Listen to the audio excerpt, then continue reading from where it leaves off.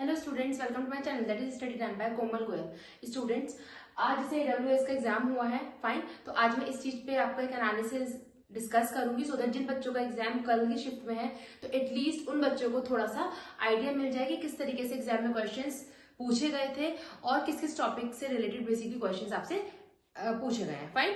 तो मैं सबसे पहले बताना चाहती हूँ कि मैं AWS CBT पेपर का एनालिसिस यहाँ पे कर रही हूँ जो आज की डेट में हुआ है, दैट इज 20 सितंबर 2025।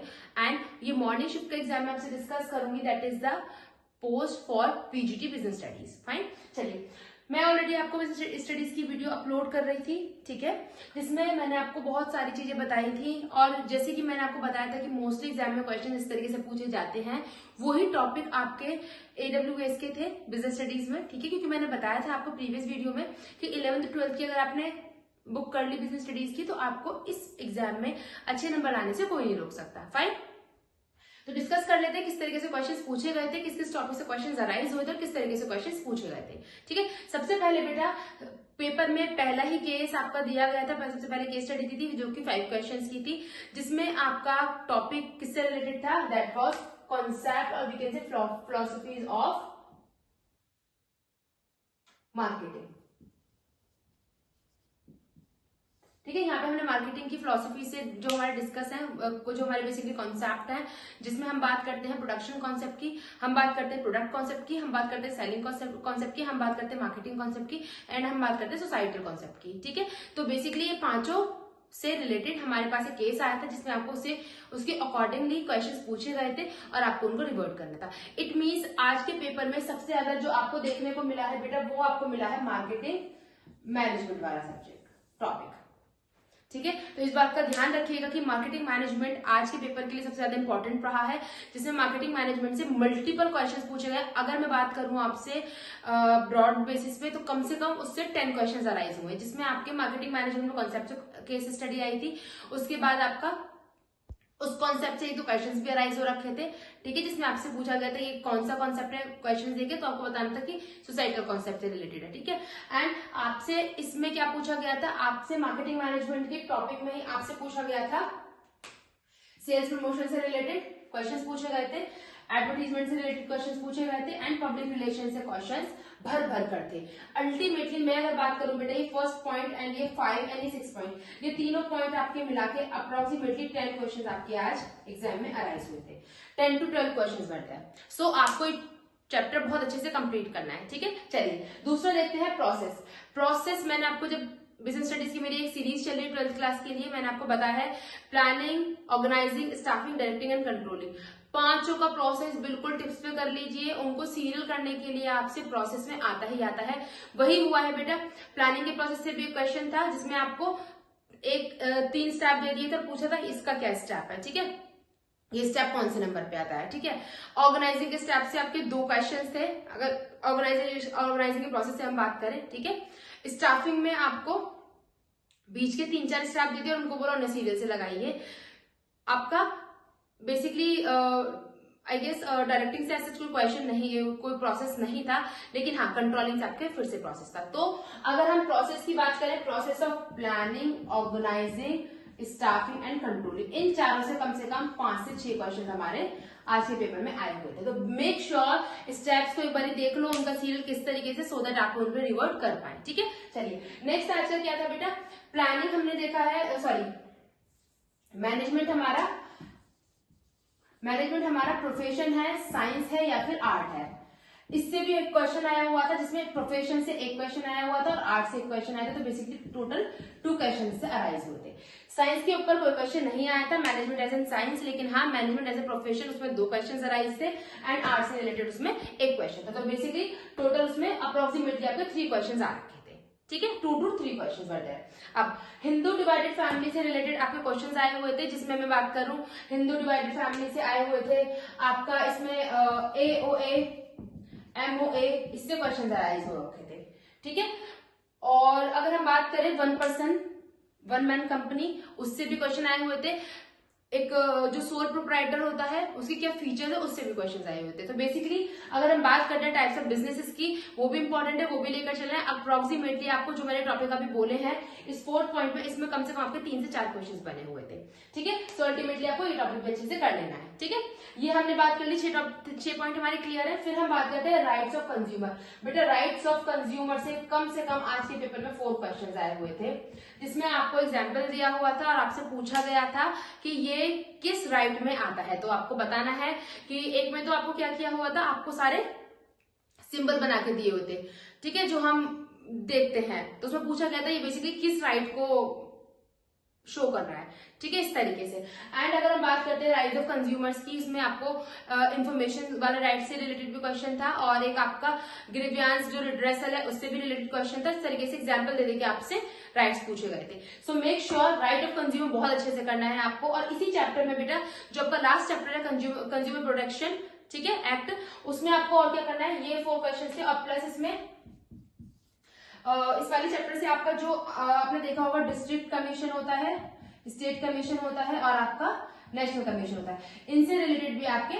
2 क्वेश्चंस आए होते हैं। तो टोटली आप इसमें ये देख लीजिएगा कि इससे रिलेटेड भी क्वेश्चंस थे कि जो बंदा है वो डिस्ट्रिक्ट कमीशन के बाद कौन से कोर्ट में अपनी अपील लगाएगा एंड उस अपील का डेज क्या होगा। तो ये 2 क्वेश्चन थे, कौन से कोर्ट में अपील लगेगी एंड उसका जो बेसिकली अगर हम बात करें कि कितने डेज में अपील उसकी कर सकता है, तो वो उसमें 2 क्वेश्चन आ रखे थे इस वाले टॉपिक से। तो बेसिकली राइट ऑफ कंज्यूमर मतलब we can say consumer protection act, जो लास्ट वाला आपका टॉपिक है, लास्ट वाला चैप्टर है, वो भी इंपॉर्टेंट हो जाता है क्योंकि इसमें हमारे अप्रोक्सीमेटली 4 और 2 कम से कम हमारे यहाँ पे 6 क्वेश्चन इस टॉपिक से आ रखे हैं, ठीक है। चलिए नेक्स्ट, फाइनेंशियल मैनेजमेंट से क्वेश्चंस देखने को मिले हैं पर ऐसे बहुत ज्यादा नहीं मिले हैं।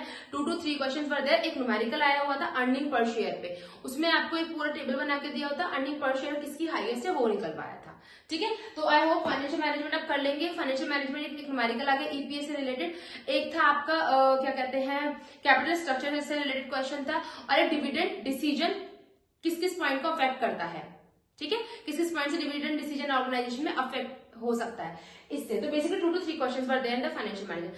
फाइनेंशियल मार्केट से आपके कोई भी क्वेश्चन ऐसा देखने को नहीं मिल रहे थे, तो फाइनेंशियल मार्केट अगर आप चाहें तो आप इसको थोड़ा सा बस एक बार रिवाइज कर लें, इससे क्वेश्चन बहुत ज्यादा देखने को नहीं मिले। एक ही क्वेश्चन था आई गेस, उसमें भी आपका ये था कि कौन से शॉर्ट टर्म क्रेडिट प्रोवाइड करते हैं। तो वो तो आपको पता है कि हाँ भाई अगर हम इक्विटी की बात करते हैं वो लॉन्ग टर्म क्रेडिट हमें देता है, लॉन्ग टर्म हमारा फंड हमें अरेंज हो जाता है। बट जब हम बात करते हैं ट्रेजरी बिल की, सीओडी की, या हम बात करते हैं कमर्शियल पेपर्स की, वो हमारे शॉर्ट टर्म है जिसे हम मनी मार्केट में बोलते हैं। तो एक ही क्वेश्चन था फाइनेंशियल मार्केट से, आप चाहो तो इसको चैप्टर को मतलब एक बार रिवाइज कर सकते हैं, उसको बहुत ज्यादा इसमें ध्यान देने की जरूरत नहीं है, ठीक है। नेक्स्ट, लेवल्स ऑफ मैनेजमेंट से अगेन बेटा 2 क्वेश्चन आए हुए थे, जिसमें आपको ये पूछा हुआ था कि ऑर्गेनाइजेशन का सर्वाइवल कौन सा लेवल ऑफ मैनेजमेंट देखता है। तो आपको पता है टॉप लेवल मैनेजमेंट। दूसरा क्वेश्चन क्या आया हुआ था, दूसरा क्वेश्चन आया हुआ था top level management and lower level management दोनों लेवल को कौन लिंक करता है। तो आपको पता है मिडिल लेवल मैनेजमेंट लिंक करता है, फाइन। सो इससे भी 2 क्वेश्चन आया। तो लेवल ऑफ मैनेजमेंट आपको देखना है top, middle and lower level, ठीक है। चलिए इधर तक कंप्लीट हो गया, अब आते हैं इधर की तरफ। मैंने आपको ऑलरेडी बता दिया सोल प्रोप्राइटरशिप पे भी क्वेश्चन आ रखे थे, 2 क्वेश्चन आ रखे थे, एक बार इसको रिवाइज करना है। मैं बहुत जल्दी में वीडियो बना रही हूँ सो दैट आपको सिर्फ क्लैरिटी मिल जाए, क्योंकि कल पेपर है, आपको टाइम ऑलरेडी कम है, तो एटलीस्ट आप एक बार देख के इसको छोटी सी वीडियो को आपको इससे बेनिफिट मिल जाए, ठीक है। चलिए, और इसमें भी अगर आपको कुछ इफ एंड बट होगा आप मुझे कमेंट कर सकते हैं, मैं उसमें रिवॉर्ड कर दूंगी, ठीक है। चलिए, और कंज्यूमर कोऑपरेटिव सोसाइटी से बेटा 2 से 3 क्वेश्चन आए हुए थे, ठीक है। तो प्लीज इसको मिस ना करें। कंज्यूमर कोऑपरेटिव सोसाइटीज में ये इंपॉर्टेंट टॉपिक मुझे नहीं लग रहा था इतना ज्यादा है, बट हाँ ये टॉपिक इंपॉर्टेंट है, तो आपको एक बार रीड करना होगा। 2 to 3 क्वेश्चन थे, तो हमारे 2 से 3 नंबर इससे हो जाते हैं, तो प्लीज एक बार देख लीजिएगा। फुल फॉर्म आपसे आज के पेपर में 3 फुल फॉर्म पूछी हुई थी, जिसमें आपसे पूछा होता सीओडी की फुल फॉर्म क्या है, कैश ऑन डिलीवरी, वायरस की फुल फॉर्म क्या है, ठीक है, एंड आपसे पूछा होता एमएनसीज की फुल फॉर्म क्या है, ठीक है। तो एक बारी जो आपको लगता है आपकी बुक में कुछ फुल फॉर्म्स दी है तो एक बारी उनको भी देख लें, ठीक है। एटीएम से क्वेश्चन आया हुआ था, इसमें ये पूछा था एटीएम आपका क्या था। अगर हम बात करते हैं एटीएम की, तो एटीएम बेसिकली किस तरीके का वो है, किस तरीके का बिजनेस है, B2C है, C2C है, इंटर भी है या इंट्रा भी, ऐसे करके था, ठीक है। तो ये भी एटीएम से रिलेटेड ये क्वेश्चन आया था, ठीक है। और अब हम बात करते हैं इंडस्ट्री क्लासिफिकेशन की। बेटा इंडस्ट्री क्लासिफिकेशन हमारा है इंटरनल ट्रेड वाला चैप्टर। इंटरनल ट्रेड से भी क्वेश्चंस आए हुए थे, ठीक है।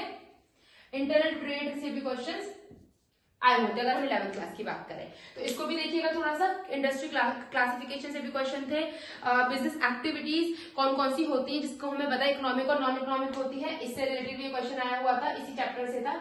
ठीक है, बिजनेस जैसे क्या होता है जहां पे हमें पता है कि लॉस की प्रोबेबिलिटी हमारी बन जाती है, हमारी प्रॉफिट होने की प्रोबेबिलिटी कम होती है तो उसे हम बिजनेसेस कहते हैं। ये बेसिकली तीनों में से हमारा कम से कम 5 से 6 क्वेश्चंस बने हुए थे, तो एक बार आप इनको भी देख लें। अब वेरी वेरी इंपॉर्टेंट, मैंने ऑलरेडी आपको बताया हुआ है बेटा, प्रिंसिपल्स ऑफ फ्यूल पूरी मैंने वीडियो डाल रखी है, मैंने एक एक प्रिंसिपल अच्छे से समझाया हुआ है। प्रिंसिपल्स ऑफ फ्यूल से कम 3 से 4 क्वेश्चंस थे। ठीक है, मैं यहाँ लिख देती हूँ 3 to 4 क्वेश्चंस, जबकि मुझे लग रहा था कि टेलर के प्रिंसिपल से क्वेश्चन पूछे जाएंगे, उसमें भी मैंने आपको वीडियो अपलोड करके दे रखी है, बट टेलर के प्रिंसिपल से ओनली 1 क्वेश्चन वर देयर और उसमें टेक्निक से एक भी क्वेश्चन नहीं आया है टेलर की। ठीक है, सिर्फ प्रिंसिपल से आया था, वो भी science not rule of thumb वाले पे से। ठीक है, बट फ्यूल के प्रिंसिपल से 3 से 4 क्वेश्चन आए हैं। अगर मैं रिकॉल करने की कोशिश करूं तो फ्यूल के प्रिंसिपल से क्वेश्चंस थे हमारे, एक तो था हमारा आई गेस रेम्यूनरेशन से रिलेटेड बेस था। ठीक है, एक था हमारा डिवीजन ऑफ वर्क पे, उसके 2 क्वेश्चन थे, इनडायरेक्टली पूछा गया था। एक था हमारा स्पैन ऑफ कंट्रोल का क्वेश्चन। ठीक है, वो हमारा हो गया सारे चैप्टर का ऑर्गेनाइजिंग का। ऑर्गेनाइजिंग के चैप्टर से बेटा बहुत क्वेश्चंस आए हैं। ठीक है, सो मेक श्योर ऑर्गेनाइजिंग बहुत अच्छे से कर लो। ऑर्गेनाइजिंग का प्रोसेस, ऑर्गेनाइजिंग का क्या कहते हैं span of management, span of control जिसको हम बोल देते हैं। डिसेंट्रलाइजेशन पे भी क्वेश्चन था, डेलीगेशन ऑफ अथॉरिटी पे भी क्वेश्चन था। तो आप उसमें ऑर्गेनाइजिंग कम से कम 4 से 5 नंबर का उसको कर लो। स्टाफिंग से क्वेश्चन बस प्रोसेस से देखने को मिला था, इससे ज्यादा क्वेश्चन देखने को नहीं मिले थे। और डायरेक्टिंग से तो क्वेश्चन बिल्कुल थे ही नहीं, ना मोटिवेशन से कोई क्वेश्चन था। ठीक है, बस एक था जिसमें हम बात करते हैं Maslow need hierarchy theory, only directive वाले चैप्टर से सिर्फ ये था। अदरवाइज डायरेक्ट मोटिवेशन क्या है, मोटिवेशन क्या फीचर्स है, financial motivators, non financial motivators, ऐसा कुछ भी नहीं था। ठीक है, और एक आपकी बेसिकली और एक आपकी आती है यहाँ पे हर्ट्जबर्ग थ्योरी। एक मिनट रुकिएगा, मैं इसको क्लियर कर दूं। चलिए देखिए बेटा, बेसिकली हर्ट्जबर्ग थ्योरी आपके सिलेबस में नहीं है। ठीक है, लेकिन हर्ट्जबर्ग थ्योरी से क्वेश्चन पूछा गया था, एक क्वेश्चन, तो एक बार इसको भी देख लेना। ठीक है, आपके सिलेबस में नहीं है बट इसलिए क्वेश्चन आया हुआ था। दूसरा प्रिंसिपल, इसकी बात हो गई। बीई बिजनेस एनवायरनमेंट, मैंने आपको वीडियो में पूरा अच्छे से मेंशन करके दिया हुआ है बिजनेस एनवायरनमेंट बेटा, वेरी वेरी इंपॉर्टेंट। मैंने बहुत डीपली पढ़ाया हुआ है आपको, मैंने इसके स्पेशली वो भी बताए हुए हैं जो कीवर्ड्स है जिसकी वजह से आप फाइंड आउट कर पाओगे कौन सा बिजनेस एनवायरनमेंट से इफेक्ट हो रहा है। एक क्वेश्चन था, एक क्वेश्चन सीधे यही पूछ रहा था कि उसमें आपका आंसर था बीई, कि आपके ऑर्गेनाइजेशन की जो सराउंडिंग है जिसमें फैक्टर्स हैं, ठीक है, जिसमें बहुत सारी चीजें डिसाइड करती हैं बेसिकली आपकी सराउंडिंग, उसको क्या बोलते हैं, तो answer will be business environment. ठीक है, तो पहला क्वेश्चन तो बिजनेस एनवायरनमेंट का डायरेक्ट ही पूछ लिया था जो मैंने आपको वीडियो में बहुत अच्छे से कराया हुआ था। ठीक है, दूसरा आपसे इसका पॉलिटिकल एनवायरनमेंट से भर के क्वेश्चन पूछे गए थे। समझ लो पॉलिटिकल एनवायरनमेंट से आपके 3 क्वेश्चन पूछे गए थे, लीगल एनवायरनमेंट से आपके 2 क्वेश्चन पूछे गए थे, एंड सोशल एनवायरनमेंट से आपके 2 क्वेश्चन अगेन पूछे गए थे। तो ये समझ लीजिए बिजनेस एनवायरनमेंट के 3, 2, 5, 6, 7 और 1, 8 अप्रोक्सीमेटली 8 क्वेश्चन उसमें भी इसे आपको पूछा गया। तो very very important, 12th class का बिजनेस स्टडीज का तीसरा चैप्टर इंपॉर्टेंट है, उसको पूरा अच्छे से करके जाना आज के एनालिसिस के हिसाब से मैं आपको बता रही हूँ। ठीक है, नेक्स्ट मैनेजमेंट से रिलेटेड क्वेश्चन था। ठीक है, जिसमें मैंने आपको बताया कि मैनेजमेंट से रिलेटेड आपके क्वेश्चंस पूछे गए थे, आर्ट और प्रोफेशन से रिलेटेड। ठीक है, और मैनेजमेंट के यस फीचर से भी 1-2 क्वेश्चंस थे। मैस्लो का था, इंश्योरेंस से क्वेश्चन बहुत पूछा गया। तो जो हमारा, अगर हम वेयर हाउसिंग की बात करें, हम इंश्योरेंस की बात करें, ये चैप्टर हमें ऐसा लग रहा था कि शायद इससे क्वेश्चन नहीं पूछा जाएगा, बट इंश्योरेंस से भी अलग अलग तरीके के इंश्योरेंस से भी आपको क्वेश्चन अराइज हो रखे हैं। ठीक है, और अगर मैं और एनालिसिस की बात करूं, मैं इधर लिख देती हूँ, देखिए प्लानिंग की इंपॉर्टेंस है, प्लानिंग की इंपॉर्टेंस है 3 क्वेश्चंस थे। ठीक है, 3 क्वेश्चन से प्लानिंग की इंपॉर्टेंस है, एंड बिजनेस एथिक्स से 2 क्वेश्चंस थे। तो बेटा मेरे हिसाब से ये आज आपका एनालिसिस है पेपर का, जो मैंने आपको ऑलरेडी सारा बता दिया है।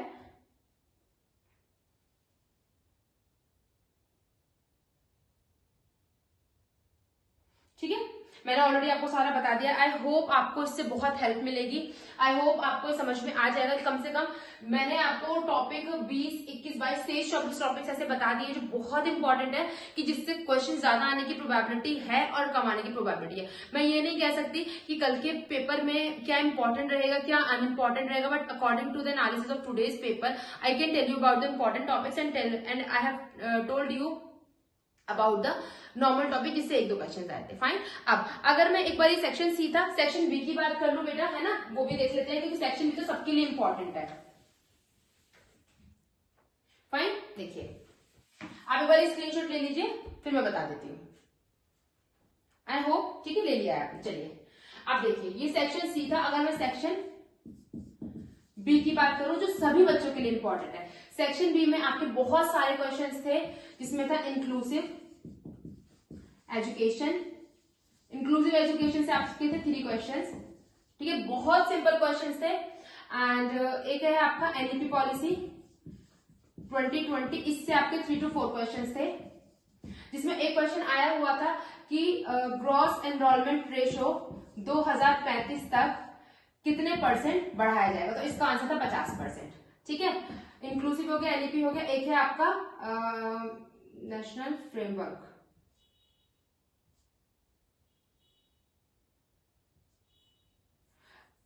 नेशनल फ्रेमवर्क से रिलेटेड जो क्वेश्चन है, ठीक है, नेशनल फ्रेमवर्क से भी आपका 2005 है बेसिकली, ये मेरे को नाम पूरा याद नहीं आ रहा क्योंकि एनसीएफ, नेशनल करिकुलम फ्रेमवर्क, ठीक है, इससे आपके 2 से 3 क्वेश्चन थे। एंड बेटा एनईपी में जो आपका लेवल दिया है, जिसमें हम 5+3+3+4 करते हैं, इसका भी एक क्वेश्चन था, डायरेक्ट पूछा गया था, ये आपका इंपॉर्टेंट है। एंड और आपका क्या बचता है इसमें, एनईपी हो गया, एनसीएफ हो गया, आरटीई एक्ट आपका 2009, इसका आपको पूछा गया था, इसका एनफोर्समेंट कब था, कब इनेक्टेड हुआ, ठीक है। और आरटी एक्ट में ये पूछा गया था कि इसमें कितने साल के बच्चे के लिए है, और इसमें हमारा बेसिकली पूछा गया था मैक्सिमम टीचर्स रिक्वायर्ड, ठीक है, तो इसका था 40:1 का रेशो, ठीक है। और इसमें पूछा गया था आपसे मैक्सिमम और टीचर की टीचर्स क्वालिफिकेशन, इसका था minimum teachers, minimum qualification of teacher for primary school, ठीक है। तो आई होप मैंने आपको बता दिया बेटा, paper was very very very easy, paper was we can say according to your level it was easy to moderate paper. सबसे बड़ी बात है एडब्ल्यूएस के एग्जाम में आपको जो ऑप्शंस मिलते हैं वो इतने अच्छे से देते हैं कि आप इजीली उनको सेग्रीगेट कर लो कि कौन सा आंसर नहीं है और कौन सा है, ठीक है। तो मेरे हिसाब से आपको मैंने सेक्शन सी और सेक्शन बी का अच्छे से बता दिया। जीके के क्वेश्चन से 3 क्वेश्चन मुझे याद है, एक तो कि 2026 में सबसे अच्छी यूनिवर्सिटी का टैग किसको मिला है, इंडिया की यूनिवर्सिटी को, जो आईआईटी दिल्ली को मिला है, ठीक है।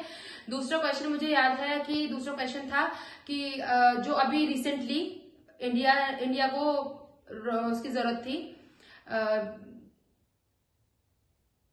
इंडिया को कुछ इक्विपमेंट की जरूरत थी, कहां से आए थे, वो फ्रांस से आए थे, ठीक है। और एक आपका क्वेश्चन अराइज हुआ था निवेश दीदी के नाम से, ठीक है। तो ये 2-3 क्वेश्चन आपका जीके में पूछा गया था। बेसिकली मैंने आपको section A, section B, section C जो मुझे इंपॉर्टेंट लग रहा है, जो मुझे रिकॉल हो पाया है, वो मैंने आपको बता दिया। जितने मेरे पास बच्चों की क्वेरी आई थी जिस हिसाब से, उस हिसाब से मैंने आपको रिवर्ट कर दिया है। आई होप आप लोगों को समझ में आ गया होगा कि सेक्शन बी में मैंने आपकी हेल्प कर दी है जो सब बच्चों के लिए कॉमन है, सेक्शन ए में भी मैंने आपकी हेल्प कर दी जो सब बच्चों के लिए कॉमन है, जो भी एडब्ल्यूएस के एग्जाम में क्लियर कर रहे हैं। एंड सेक्शन सी तो बिजनेस स्टडीज के लिए खासतौर से है ये। सो आई होप आपको बेनिफिट मिला होगा बेटा। और जो भी आपकी क्वेरी है आप मुझे कमेंट सेक्शन में लिख सकते हैं। अगर आप चाहते हैं कि मैं और भी इसमें कुछ आपको रिवर्ट करूं या जो क्वेश्चंस मैंने डिस्कस किए उनके मैं आंसर भी आपको बताऊं, तो आप मुझसे कमेंट सेक्शन में बता सकते हैं। मैं आपको अगेन आके एक बारी डिस्कस कर लूं, ठीक है। Thank you so much guys. अब आप पढ़िए, आपके लिए बहुत इंपॉर्टेंट टाइम है, मैंने जो डिस्कस करना था वो कर दिया है। And thank you so much guys for watching and take care, bye bye, all the very best, thank you.